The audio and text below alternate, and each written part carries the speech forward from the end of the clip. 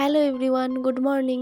তো আগের দিন বললাম না, দিদির আর আমার বাজারে গিয়ে আগের দিন সেরকম কিছু পছন্দ হয়নি। তো সকাল সকাল আমি আর দিদি আমাদের পাড়ারই একটা দোকানে চলে গেছিলাম।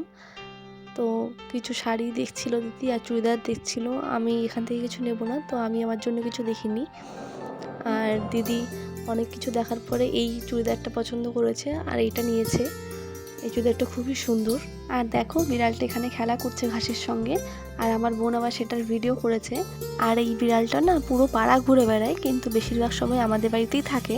তারপর বিকালের দিকে আমি আর আমার বর বাড়ি যাওয়ার জন্য বেরিয়ে পড়েছি।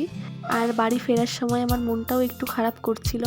আসলে কি জানো তো, যত বছরই হয়ে যাক বা যত দিনই হয়ে যাক, বাপের বাড়ি থেকে ফেরার সময় সব মেয়েদেরই একটু মন খারাপ হয়। তারপর আমাদের ওখানকারই একটা মিষ্টির দোকান থেকে বাড়ির জন্য কিছু মিষ্টি নিয়ে নিলাম। তারপর বাড়ি আসার পর মামনি একটু আম কেটে দিয়েছিল, সেটাই খেয়ে নিলাম। আর আজ ডিনারে মামনি বানিয়েছিল পমফ্রেট মাছের ঝাল।